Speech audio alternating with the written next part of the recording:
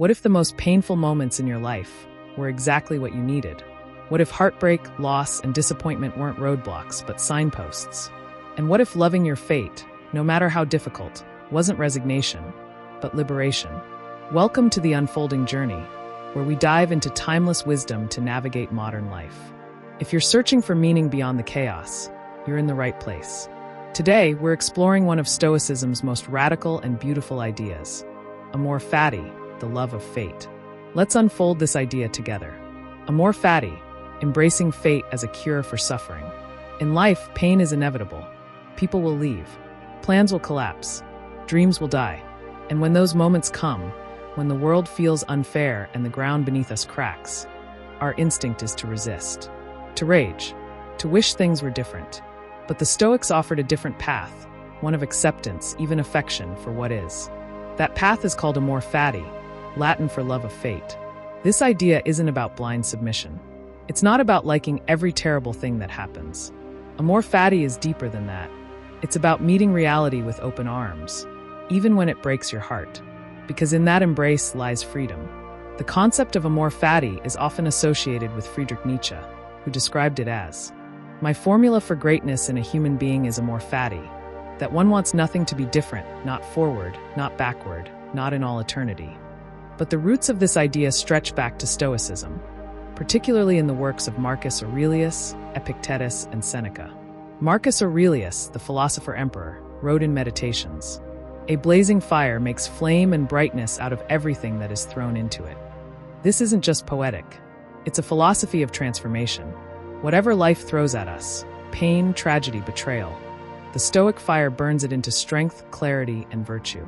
To love one's fate is to trust that even suffering has a role in shaping who we are meant to become. It's easy to confuse Amor Fati with giving up. But it's not the same. Resignation says, "There's nothing I can do. I'll just suffer through it." Acceptance says, "This has happened. I will now use it." Amor Fati takes it even further and says, "This happened for me. I may not understand it now, but I will love it anyway." That's not weakness. That's strength. That's radical resilience. Modern psychology supports the Stoic insight. In a concept known as post-traumatic growth, researchers have found that people can emerge from suffering not just intact, but transformed. They become more grateful, more compassionate, more focused on what matters. But here's the thing, that growth doesn't happen by chance. It happens when we integrate our pain, when we stop fighting the past and start asking, what can I learn from this?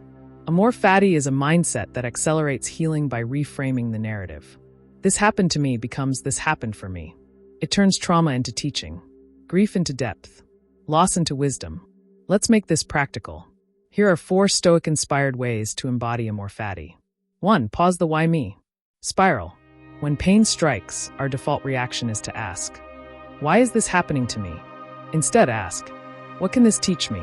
How can this shape me? What virtue can I practice right now? Courage, patience, humility. This reclaims your power.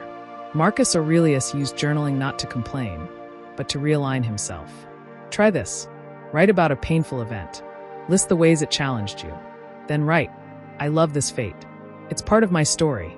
This trains your mind to interpret events as necessary, not accidental. The Stoics practiced premeditatio malorum, the premeditation of evils. They would imagine loss, betrayal, even death, not to feel fear, but to prepare their minds. This makes Amor Fati easier when reality hits. If you've already mentally rehearsed suffering, you're less shocked and more composed when it arrives. When life gets overwhelming, recite mantras like, Amor Fati, this too is for me. The fire turns everything into light. These simple phrases anchor your mind when emotions try to pull you under. The Stoics believed that adversity is not an interruption of life. It is life. The obstacle is the way. Every setback contains a gift, but only if you stop seeing it as punishment and start seeing it as purpose. Seneca said, difficulties strengthen the mind, as labor does the body. Amor Fati doesn't ignore pain. It doesn't deny injustice. It simply says, I will not waste this. It's an act of defiance to suffer and still say yes to life. Epictetus, born a slave, later crippled, never used his suffering as an excuse. He said, do not seek for things to happen as you wish, but wish for things to happen as they do, and your life will go smoothly. Viktor Frankl, survivor of Nazi concentration camps, later wrote Man's Search for Meaning, saying, "In some ways, suffering ceases to be suffering at the moment it finds meaning." Nelson Mandela, imprisoned for 27 years, emerged not with hatred, but with wisdom and peace. Each of these lives embodies Amor Fati, not as a theory, but as lived truth. This principle isn't about liking what happened. It's about what you choose to do now. You can choose to stay bitter, or you can become better. You can resist, or you can integrate. You can survive, or you can grow. Every person suffers, but not everyone transforms. Amor Fati is the difference. To love your fate is to say, "This is my path. I may not have chosen every step, but I choose to walk it with open eyes and an open heart."